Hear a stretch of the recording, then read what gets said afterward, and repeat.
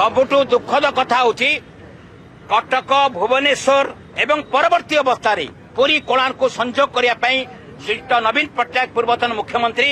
एटा metro प्रकल्प घोषणा कले 2023 एप्रिल 1 दिन उत्कल दिवस दिन 2024 जनवरी 1 दिन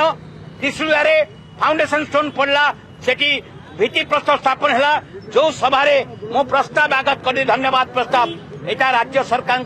बहुत धन्यवाद पात्र 6,255 कोटी टंका कैबिनेट अनुमोदन है कार्य आरंभ है।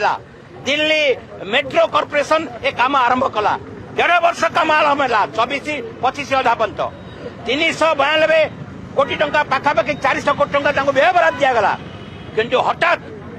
नुआ सरकार आसला बीजेपी नेतृत्वाधीन मोहन बाबू सरकार आहरी व्यापक करू कहले किंतु बंद करदे 2 वर्ष चलीगला 2026 रेल बजेट रे भारत वर्ष में 25टा राज्य मेट्रो होशा कहीं बाद पड़ी एठी रेल मंत्री अश्विनी वैष्णव से अश्विनी वैष्णव मान्यवर केंद्र मंत्री से एठी जिलापाल थे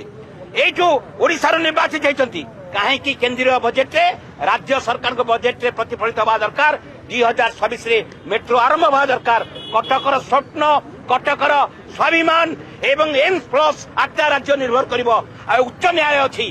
विचार करी तुरंत कटक भुवनेश्वर मेट्रो प्रकल्प व्यय बराद कर आरंभ करने बिजु जनता दल आज ये प्रतिवाद जरिया आज दावी कर।